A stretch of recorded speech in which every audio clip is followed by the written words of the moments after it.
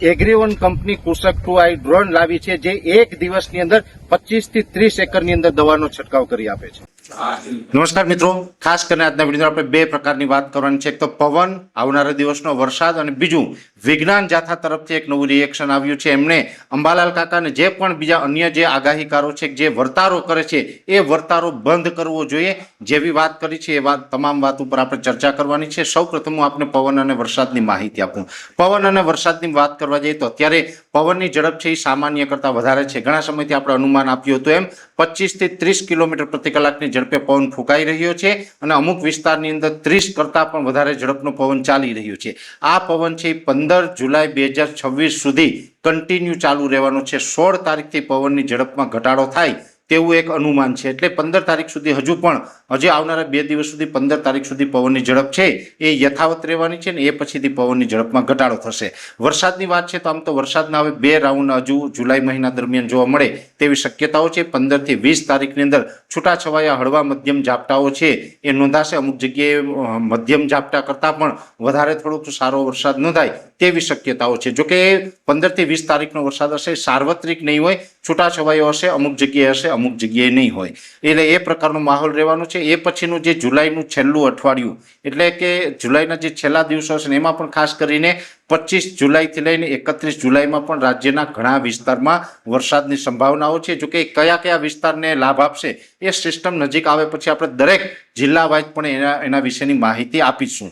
એટલે ખાસ કરીને વરસાદ વિશેની આ માહિતીથી બીજી ખાસ આજના વિડીયોની અંદર આપણે અગત્યની માહિતી આપવાની છે વિજ્ઞાન જાથા વિશે. વિજ્ઞાન જાથા છે આમ તો એનું મૂળ કામ એવું છે કે જેને કોઈ ભૂવા ભરાડીનું કામ કરતા હોય, લોકોને જંતર મંતર તંત્રના નામે ઢોંગ ધતિંગ કરીને છેતરતા હોય, એને છેતરાતા અટકાવવા, આવા જે અમુક કૃત્યો કરતા હોય એને બંધ કરવા, આ કામ વિજ્ઞાન જાથાનું વર્ષોથી રહ્યું છે. એ કામ એનું સારું પણ હતું, અમે એને સ્વીકારીએ છીએ અને આવકારીએ છીએ, અને એમાં આજની તારીખે અમારું સમર્થન છે.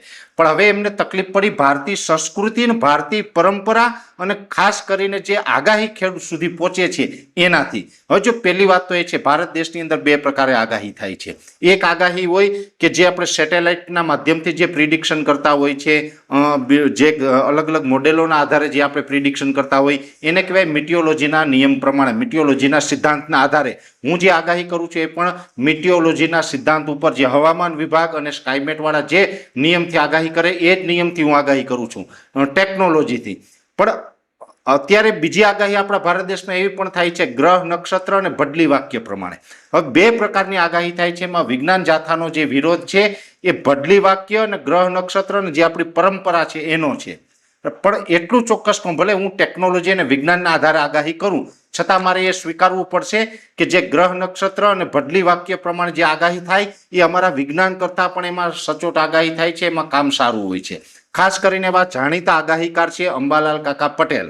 અંબાલાલ કાકા છે એ ગુજરાતના કહી શકાય કે જૂના આગાહીકાર છે, અને એમની પાસે ખૂબ બધું જ્ઞાન છે. એની આગાહી છે એ સતત બધા જોતા રહીએ છીએ, અને એની આગાહી હંમેશા સાચી પડે છે, અને એની સાચી આગાહીના આધારે ગુજરાતના ખેડૂતોને ઘણો બધો ફાયદો પણ થાય છે.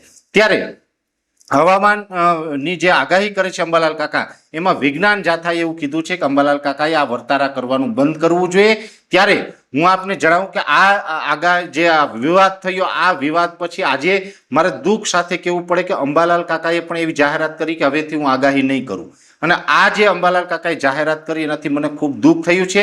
અંબાલાલ કાકા છે એ મારા દાદા સમાન છે. હું ટૂંક સમયમાં અંબાલાલ કાકા પાસે રૂબરૂ જવાનો છું, એના ચરણ સ્પર્શ કરી એના આશીર્વાદ પણ લઈશ, અને અંબાલાલ કાકાને હું અપીલ કરવાનું છું કે તમારે આગાહી ચાલુ રાખવાની છે.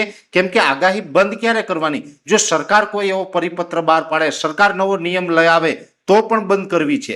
કદાચ ખેડૂતો બધા ગુજરાતમાંથી એમ કે અમારે તમારે આગાહીની જરૂર નથી, ત્યારે ચોક્કસથી અંબાલાલ કાકાએ બંધ કરશે, હું પણ બંધ કરી દઈશ. પણ વિજ્ઞાન જાથા કોણ કે જે આપને કહે કે આગાહી બંધ કરવાનું? જયંત પંડ્યાને કોણે એવો પાવર આપ્યો કે જે આગાહી બંધ કરવાની વાત કરે?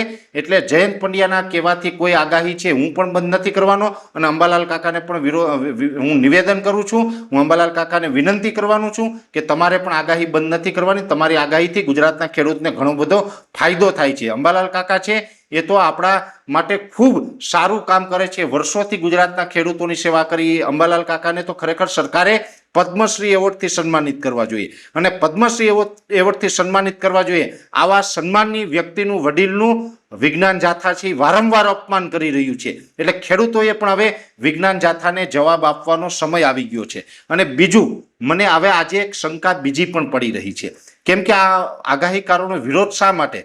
દરેક આગાહીકાર તમે જોજો, જે આગાહીકાર છે મોટા ભાગે બધા ખેડૂત પુત્ર છે અને ખાલી આગાહી નથી કરતા, જ્યારે ખેડૂતને કોઈ સમસ્યા આવે ત્યારે ખેડૂતની પડખે ઉભા રહે છે, ખેડૂતના હિતમાં અવાજ ઉઠાવે છે. એટલે હવે આ આગાહીકારોને ઘરે બેસાડી દો એટલે એ ખેડૂતના હિતમાં ક્યારેય ન બોલે. આ પણ ક્યાંક ષડયંત્ર ચાલી રહ્યું છે. ખેડૂતોને જે કંઈ સમસ્યા છે અને ખેડૂતોને આગાહીનો લાભ મળે છે એનાથી વંચિત રાખીએ તો ખેડૂતો બરબાદ થાય, તો ખેડૂતોની જમીન છે એ પણ સસ્તા ભાવમાં કોઈ મોટા ઉદ્યોગપતિને આપી શકાય. આ પણ એક ષડયંત્ર હોઈ શકે છે. આની પાછળ મોટી સાજિશ છે, મોટા ષડયંત્રો ચાલી રહ્યા છે. એટલે હવે આપણે બધાએ જાગૃત થવાનું, સાવચેત થવાનો સમય આવી ગયો છે. ખાસ કરીને અંબાલાલ કાકા છે એ તો ભારતીય સંસ્કૃતિ અને પરંપરાગત જે જ્ઞાન પ્રમાણે આગાહી કરે છે. એટલે અંબાલાલ કાકા ઉપર વાર કરવો એટલે ભારતીય સંસ્કૃતિ, હિન્દુ ધર્મ ઉપર વાર છે, હિન્દુ સંસ્કૃતિ ને હિન્દુ પરંપરા ઉપર વાર છે. એટલે આને જરાય સહન કરવામાં નહીં આવે. આ સંસ્કૃતિનો સવાલ આવી ગયો છે, હિન્દુ ધર્મના અસ્તિત્વનો સવાલ છે. એટલે આપણે બધાએ આમાં અંબાલાલ કાકાનો સાથ આપવો પડશે અને આપણી સંસ્કૃતિને બચાવવી પડશે. અને કોઈ પણ વિજ્ઞાન જાથા હોય આવી રીતે આપણી સંસ્કૃતિ ઉપર વાર કરે તો એને બિલકુલ સહન ન કરવું જોઈએ. આ હું દરેક ખેડૂતોને અપીલ કરી રહ્યો છું. એટલે અંબાલાલ કાકાને બધા જ ખેડૂતો સપોર્ટ કરો, સાથ સહકાર આપો અને જેથી કરીને અંબાલાલ કાકા છે ફરીથી આગાહી આપવાનું ચાલુ કરે. હું તો દરેક રાજકીય પાર્ટીઓને પણ આહવાન કરું છું કે રાજકીય પાર્ટી છે એ પણ અંબાલાલ કાકાને વિનંતી કરે, મીડિયા પણ વિનંતી કરે, જેથી કરીને અંબાલાલ કાકાની આગાહી છે એ ખેડૂતો સુધી પહોંચતી રહે અને ખેડૂતોને એનો લાભ છે એ મળતો રહે. પણ ક્યાંય ને ક્યાંય વિજ્ઞાન જાથા છે એ કોઈને કોઈ ષડયંત્રનો હાથો બની રહ્યું છે અને ખેડૂતોને આ લાભ મળે છે, આગાહીનો લાભ છે એ બંધ કરવા માગે છે તો આ ખેડૂત સાથે મોટો અન્યાય થશે. અને આજે વિજ્ઞાન જાથાના ચેરમેને તો એવી પણ વાત કરી કે જ્યારે પણ આગાહી ખોટી પડે છે તો ખેડૂતોને નુકસાન જાય છે એટલે આગાહી બંધ કરવી પડે.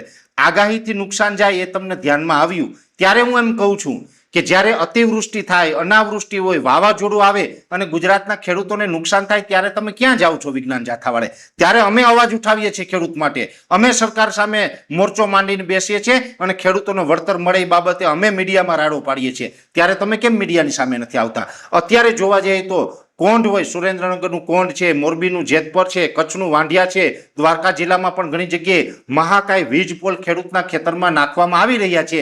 એને કારણે પણ ખેડૂતને નુકસાન છે. તો ત્યાં કેમ તમારું મોઢું સિવાય જાય છે? ત્યાં કેમ તમારા મોઢામાંથી એક શબ્દ નથી નીકળતો? એટલે તમારી અંદર જે મનસા, તમારી અંદરની મનસા ખરાબ છે એ અમે જાણીએ છીએ. તમે ખેડૂતોને બરબાદ કરી અને તમારી ખેડૂતોની જમીન છે એ કેવી રીતે ઉદ્યોગપતિ પાસે જાય એનો સાજિશનો તમે પણ એક ભાગ છે એ અમે વિજ્ઞાન જાથાને સારી રીતે ઓળખીએ છીએ. એટલે તમારી જે આ મનસા છે ને એ અમે ક્યારેય પૂર્ણ નહીં થવા દઈએ.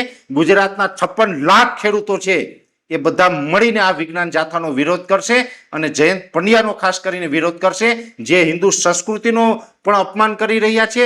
અને આ જે ખેડૂતોને લાભ મળે અને ખેડૂતોને જે મફતમાં આગાહી એના ઘર સુધી પહોંચે એ ક્યાંક ને ક્યાંક બંધ કરાવવાનો પ્રયત્ન કરી રહ્યા છે. એટલે દરેક ખેડૂતોને મારી વિનંતી છે કે બધા જ ખેડૂતો છે પોતાના યુટ્યુબમાં અને પોતાના ફેસબુક ઉપર વિડીયો બનાવી અને વિજ્ઞાન જાથાનો વિરોધ કરો અને અંબાલાલ કાકાનું સમર્થન કરો, જેથી કરીને ખેડૂતોની જીત થઈ શકે. એટલે ખાસ કરીને આજના વિડીયોની અંદર પવન, વરસાદ અને જે કંઈ પણ આ વાત કરવાની હતી વિજ્ઞાન જાથા અને અંબાલાલ કાકાના વિરોધની, આ તમામ વાત છે એ આપના સુધી પહોંચાડવાનો પ્રયત્ન કર્યો છે. વિશેષ માહિતી છે નેક્સ્ટ વિડીયોમાં આપવામાં આવશે. અત્યારે આ વિડીયોની અંદર એટલું. અંતમાં દરેક મિત્રોને વિનંતી રહેશે વિડીયો લાઈક આપીને દરેક ગ્રુપમાં શેર કરી દેવો. જો તમે અમને યુટ્યુબ ઉપર જોઈ રહ્યા હોય તો ચેનલને સબસ્ક્રાઇબ કરજો, સાથે ફેસબુક તથા ઇન્સ્ટાગ્રામ આઈડીને ફોલો કરજો. નમસ્કાર.